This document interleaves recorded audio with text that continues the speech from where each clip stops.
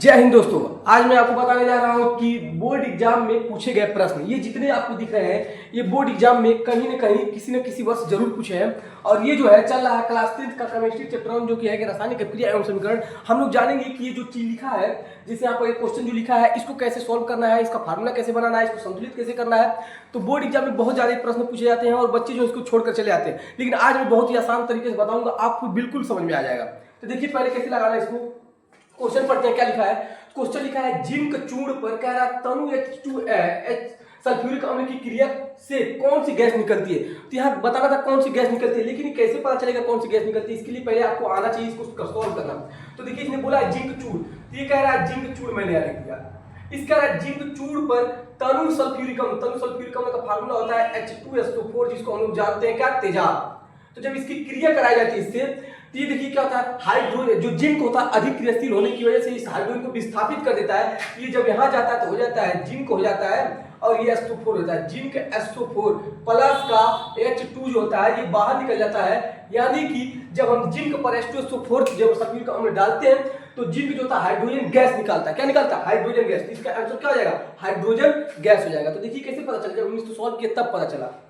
दूसरा देखिए ये जो था इसका आंसर था, ये जो मैं यहाँ बता रहा हूँ ये इसका आंसर है, यहाँ पर ये बताने जा रहा है इसका आंसर। अब देखिए क्या बोल रहा है, कह रहा है कार्बन को वायु में जलाने पर CO2 बनना कौन सी अभिक्रिया है। तो पहले देखिए ये कार्बन है और ये कह रहा है ऑक्सीजन, यानी कि वायु की उपस्थिति में जब इसको क्या करते हैं, जलाते हैं, तो जलाते हैं यानी गर्म करते हैं। तो देखिए जब इसका क्रिया करता है तो होता है CO2 बनता है। क्या बनता है? CO2। और आपको पता है कि ये अभिक्रिया जो है सिर्फ एक ही दिशा में चलती है, एक ही दिशा में, क्योंकि कार्बन और ऑक्सीजन का जब क्रिया कराते हैं कार्बन डाइऑक्साइड बनता है, फिर कार्बन डाइऑक्साइड से हम ये नहीं बना सकते। तो ये पूछा कौन सी अभिक्रिया है, तो दो लोग जब जुड़ते हैं, दो लोग जुड़ के जब एक बनाते हैं तो इसको बोला जाता है संयोजन अभिक्रिया। संयोजन अभिक्रिया। दो लोग जब जुड़ते हैं तो उसको कौन सी क्रिया बोला जाता है? संयोजन अभिक्रिया बोला जाता है। अगला देखिए कहला Fe2O3 प्लस Al2 जब आपस में रिएक्शन करते हैं तो Al2O3 प्लस का Fe होता है किस प्रकार की क्रिया है। इसका मैं ट्रिक बताया था दो लोग अकेला, जब एक को डबल हो और एक अकेला हो, तो मैंने आपको बताया था एल्युमिनियम जो होता है अधिक क्रियाशील होने की वजह से इसको क्या किया है, आयरन को उसके स्थान से विस्थापित कर दिया। इसका मतलब कौन सी क्रिया है? विस्थापन अभिक्रिया। और इसका ट्रिक भी मैं बताया था, दो लोग रहे और अकेला रहता, अकेला वाला क्या करता है, दुकेला में से इसको हटा देता है, तो ये विस्थापन अभिक्रिया होता है। इसका ट्रिक भी बताया हूं। अगला देखिए ताजा बनाए रखने के लिए नमूनों को लंबे समय तक प्रयुक्त की जाती है। मतलब अगर कोई चीज है और उसको हम चाहे लंबे समय तक क्या रहे, सुरक्षित रहे, खराब ना हो, तो कौन सा चीज का प्रयोग करते हैं। तो देखिए तब इसका जो आंसर हो जाता है वो होता है तो हीलियम गैस उसमें भर दीजिए या नाइट्रोजन गैस भर दीजिए। इसलिए देखिए जब पैकेट वाला चीज जितने होते हैं उसमें क्या भर देते हैं, नाइट्रोजन गैस भरते थे। लंबे समय तक ताजा बनाए रखने के लिए हीलियम या नाइट्रोजन गैस भर सकते हैं। अगला देखिए कह रहा जिंक और कॉपर सल्फेट को जब रिएक्शन करते हैं तो जिंक सल्फेट प्लस कॉपर कैसी क्रिया है। मतलब ये जिंक सल्फेट की क्रिया कराया तो जिंक सल्फेट और कॉपर बना, कैसे क्रिया। तो अभी मैं आपको बता रहा हूं जिंक अधिक क्रियाशील तत्व है, ये जाकर यहां से क्या कर देगा, इस कॉपर को धक्का मार के भगा देगा और खुद उसका स्थान ले लेगा, तो जिंक सल्फेट बना। और जिंक सल्फेट बना तो यार दो लोग यहाँ अकेला, अभी तो बताया विस्थापन अभिक्रिया है, जब दो लोग अकेला होते थे कौन सी क्रिया होती, विस्थापन अभिक्रिया।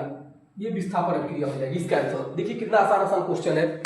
अगला देखिए कह रहा है यहाँ पर सूर्य के प्रकाश एवं पर्णहरित की उपस्थिति में कह रहा CO2 तथा H2 के संयोजन से कौन सी क्रिया बनती है। तो देखिए यहाँ पर क्या बोला है, कहने का मतलब इसका ये है कि जो सूर्य का प्रकाश है और उसमें कह रहा है जो CO2 है कार्बन डाइऑक्साइड है और प्लस जब जल है, इन दोनों का आपस में रिएक्शन करते हैं किसके पे, H मतलब सूर्य के प्रकाश की उपस्थिति में जब क्रिया कराते हैं तो देखिए क्या होता है, कार्बन डाइऑक्साइड और जल ये दोनों मिलकर ग्लूकोज बनाते हैं। ग्लूकोज यानी कि C6 बनाते हैं, H12 बनाते हैं, O6 बनाते हैं। प्लस का ये जो आपको दिख रहा है प्लस का ऑक्सीजन गैस बनाते हैं, ऑक्सीजन यानी कि O2। ये आपको याद करना पड़ेगा। अब देखिए इसको बैलेंस करते हैं, बैलेंस करने का तरीका देखिए। बैलेंस करने का इसका मैं ट्रिक बता रहा हूँ।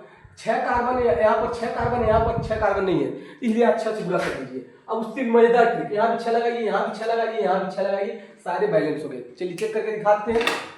6 कार्बन यहाँ पर हो गए, 6 × 12 ऑक्सीजन यहाँ पर है और 6 ऑक्सीजन यानी 18 ऑक्सीजन है। यहाँ देखिए 6 ऑक्सीजन यहाँ पर और 6 × 12 ऑक्सीजन यानी 18 ऑक्सीजन है। हाइड्रोजन देखिए 12, 6 × 12 यानी कि 12 है, यानी एक बैलेंस है। तो इसका ये ऐसा ट्रिक है। अगला देखिए निम्न क्रिया है, मतलब कौन सी क्रिया है आपको देख के बताना है। तो देखिए इसको कैसे पता किया जाएगा कौन सी क्रिया है। ये जब आप कैल्शियम कार्बोनेट को जब गर्म किया तो कैल्शियम ऑक्साइड और कार्बन डाइऑक्साइड जो होता है ये उड़ जाता है और दोबारा इससे हम ये प्राप्त नहीं कर सकते। यहाँ पर देखने को मिल रहा है कि जब एक का उत्पाद दो या दो से अधिक लोगों में टूटता है तो उसको वियोजन बोला जाता है, लेकिन ये वियोजन नहीं है, ये अपघटन अभिक्रिया है। यहाँ लिखेंगे अपघटन अभिक्रिया। कुछ लोग इसको वियोजन अभिक्रिया भी बताएंगे कि ये वियोजन अभिक्रिया, लेकिन मैं कहूंगा ये अपघटन अभिक्रिया। क्यों अपघटन अभिक्रिया है? अपघटन अभिक्रिया में अगर कोई भी चीज अगर टूटकर उत्पाद बनाता है और फिर उससे हम अभिकारक बना लेते हैं तो उसको वियोजन अभिक्रिया बोला जाता है। लेकिन अपघटन अभिक्रिया में जब इसको तोड़ा जाएगा तो कैल्शियम ऑक्साइड बनेगा और कार्बन डाइऑक्साइड बनेगा, उड़ जाएगा और उड़ जाएगा, दोबारा हम इसको बना ही नहीं सकते।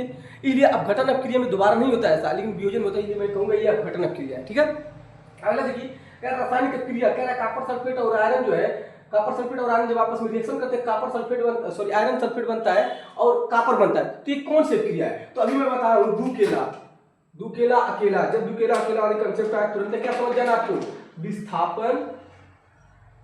विस्थापन अभिक्रिया है। अगला देखिए, अगला कह रहा है इसमें ये बोला है कि नाइट्रोजन गैस, शॉर्टकट में लिखा हो नाइट्रोजन गैस कि हाइड्रोजन गैस से उत्प्रेरक की उपस्थिति में कह रहा है कि 773 केल्विन पर अभिक्रिया द्वारा अमोनिया गैस बनाना। तो कैसे अमोनिया गैस बनाया जाता है देखिए यहाँ पर ये कह रहा है नाइट्रोजन गैस, यहाँ लिख दिया मैंने N2 प्लस का कह रहा है हाइड्रोजन गैस, यहाँ लिख दिया मैंने H2, कह रहा है ये उत्प्रेरक Fe मैंने यहाँ पर जो होता है उत्प्रेरक होता है Fe उत्प्रेरक का मतलब ये होता है कि रिएक्शन अगर बहुत धीरे धीरे चल रहा है तो उत्प्रेरक का अगर प्रयोग कर ले तो रिएक्शन बहुत फास्ट होने लगेगा। तो कह रहा है जब नाइट्रोजन और हाइड्रोजन क्रिया करते हैं तो ये अमोनिया गैस बनती है और इसका फार्मूला आपको याद होना चाहिए, ये NH3 होता है। तो देखिए ये बोला नाइट्रोजन और हाइड्रोजन की गैस की उत्प्रेरक की उपस्थिति में 773 केल्विन लिखना पड़ेगा, 773 केल्विन पर अभिक्रिया द्वारा अमोनिया बनाया जाता है। इसे बनाया जाता है, लेकिन ये बैलेंस कैसे करेंगे? यहाँ पर नाइट्रोजन 2 है, यहाँ पर नाइट्रोजन 1 है, यहाँ 2 से गुणा करेंगे 2 नाइट्रोजन हो गया, 6 हाइड्रोजन हो गया, यहाँ पर 2 हाइड्रोजन लिया 3 से गुणा करेंगे 3 हाइड्रोजन हो गया, बैलेंस भी हो गया। तो आप लोग क्या सीख रहे हैं देखिए, शब्द समीकरण था उसको आपको सांकेतिक समीकरण में लिखना बता दिया, आपको संतुलित करना बता दिया, आपको रिएक्शन करना सिखा दिया, अब क्रिया को पहचानना सिखा दिया। तो अब बताइए इस बोर्ड एग्जाम की परीक्षा में बहुत महत्वपूर्ण हुआ नहीं, क्योंकि ये सारे चीज इसमें कंसेप्ट सारे आ रहे हैं। अगला देखिए, अगला कह रहा है कि सोडियम हाइड्रोक्साइड। तो पहले आपको सोडियम हाइड्रोक्साइड का फार्मूला पता होना चाहिए। सोडियम हाइड्रोक्साइड विलियम की एसिटिक अम्ल से अभिक्रिया द्वारा सोडियम एसीटेट तथा जल का बनना। तो यहाँ समीकरण देना है, देखिए कैसे सोडियम हाइड्रोक्साइड का जो फार्मूला होता है वो होता है सोडियम हाइड्रोक्साइड का होता है OH प्लस का, कह रहा है एसिटिक अम्ल का फार्मूला CH3 होता है, COOH होता है। ये जब दोनों आपस में रिएक्शन करते हैं तो रिएक्शन करने पर आप लोगों को ध्यान रखना है ये जो सोडियम होता है अधिक क्रियाशील तत्व होने के कारण क्या करेगा, यहाँ से हाइड्रोजन को यहाँ से हटाता है, यहाँ से तो यहाँ से हाइड्रोजन को हटा देगा यहाँ से, तो बचेगा CH3COONA। ये माइनस चिन्ह नहीं होता, ये बॉन्ड होता है, तो ये बनेगा यानी सोडियम एसीटेट बना। देखिए ये बोला था सोडियम एसीटेट तथा जल बनता है, तो यहाँ से OH बचा, सॉरी यहाँ से H बचा और यहाँ से OH, ये मिलकर बन जाते हैं H2 यानी कि जल बना। तो यही बोला था कि कैसे बनाना, देखिए बना दिए समीकरण। लास्ट में देखते हैं एथीन को वायु की उपस्थिति में जलाया जाता है। एथीन का फार्मूला जो होता है उसका फार्मूला होता है C2H4, ये आपको याद रखना पड़ेगा। मेथेन एथीन उसी बोला जाता है ना, क्योंकि डबल बॉन्ड पाया जाता है तो एथीन बोला जाता है। ये क्या कहता है, कह रहा है कि इसको ऑक्सीजन की उपस्थिति में हवा की उपस्थिति में जो गर्म किया जाता है क्या बनता है। तो देखिए पहले तो कार्बन डाइऑक्साइड बनेगा यानी कि CO2 बनेगा, अब CO2 और जल बनेगा, जल प्लस का जल बनेगा। अब कहेंगे तो हमको पता था क्योंकि हम जान रहे हैं कि अगर ऑक्सीजन के एक बार कार्बन से साथ क्रिया कराएंगे तो जाहिर सी बात है कार्बन डाइऑक्साइड बनेगा, ऑक्सीजन का जल H2 से क्रिया करेंगे जाहिर सी बात है जल ही बनेगा, इसलिए मुझे पता था ये कैसे बना। अब देखिए यहाँ पर क्या करना है, आप बैलेंस करते हैं, कार्बन यहाँ एक बार यहाँ 2 बार है, यहाँ 2 बार 2 से गुणा करेंगे तो 2 कार्बन हो जाएगा, लेकिन यहाँ ऑक्सीजन कितना हो गया 4 हो गए, ऑक्सीजन इधर 4 हो गए 4 और इधर 1 5 हो गया, लेकिन यहाँ देखिए तो यहाँ क्या करते हैं हाइड्रोजन को बैलेंस करते हैं। हाइड्रोजन यहाँ 4 है, यहाँ हाइड्रोजन 2 है, यहाँ 4 है यहाँ 2 है, तो यहाँ 2 से गुणा करेंगे तो 2 हाइड्रोजन 2 दूना 4 हो गया, और यहाँ पर ऑक्सीजन कितने हो गए 2 और यहाँ 2 4, यानी कि 2 यहाँ और 4 यहाँ 6 हो गए। यहाँ पर देखेंगे ऑक्सीजन 2 बार है, यहाँ 3 से गुणा करेंगे 2 3 6। अब देखिए सब बैलेंस हो गया, 2 कार्बन 4 ऑक्सीजन यहाँ 2 ऑक्सीजन यहाँ 6 ऑक्सीजन, यहाँ पर देखिए 6 ऑक्सीजन, हाइड्रोजन 4 यहाँ 2 दूना 4। तो इस तरीके जो है बोर्ड एग्जाम में ये पूछता है कि मतलब कैसे क्या होता है, ऐसे भी पूछ लेता है क्या होता है जब, जैसे यहाँ क्वेश्चन में करके दिखा रहा हूँ, क्या होता है जब जो हमारा फेरिक ऑक्साइड है यानी कि आयरन ऑक्साइड है इसको एल्युमिनियम से क्रिया कराया जाता है, तो ये होता है। ऐसा लैंग्वेज में लिखा रहेगा, क्या होता है जब जिंक पर H2SO4 का रिएक्शन कराया जाता है, ये बनता है। फिर देखिए आगे, मान लीजिए यहाँ पर लिखा है, यहाँ पर देखिए क्या होता है जब कॉपर सल्फेट के विलयन में जिंक को डाला जाता है, क्या होता है, तो आपको बताना रहेगा। देखिए आंसर यहाँ पर लिखा हुआ है, यहाँ पर देखिए क्या होता है जब कार्बन डाइऑक्साइड और जल की आपस में अपक्रिया कराई जाती है तो ग्लूकोज बनता है। और यहाँ बोला था कौन सा यौगिक बनता है, मैं भूल गया हूँ कौन सा यौगिक बनता है, तो जो यौगिक बनता है वो होता है ग्लूकोज। ये फार्मूला आपको याद रखना है, ग्लूकोज, ये ग्लूकोज होता है, ये बनता है। फिर देखिए क्या होता है जब हम कैल्शियम कार्बोनेट को गर्म करते हैं, देखिए क्या होता है, यहाँ पर लिखा हुआ है, बोलता है कॉपर सल्फेट का क्या होता है जब कॉपर सल्फेट का क्रिया हम आयरन से कराते हैं, तो देखिए यहाँ पर कॉपर सल्फेट और कॉपर, सॉरी आयरन सल्फेट और कॉपर बन जाता है। यहाँ पर देखिए क्या होता है, पूछेगा क्या होता है जब नाइट्रोजन की क्रिया हाइड्रोजन गैस से कराई जाती है, तो अमोनिया बनता है।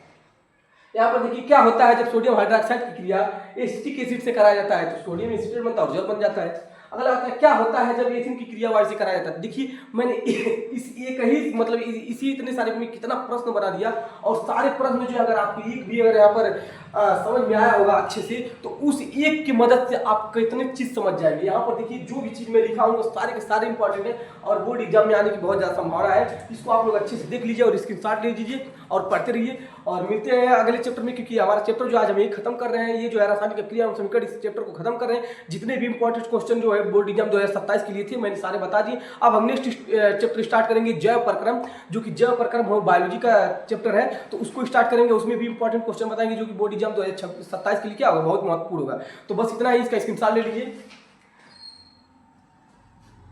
तो बस इतना ही, मिलते हैं नेक्स्ट वीडियो में, तब तक के लिए जय हिंद।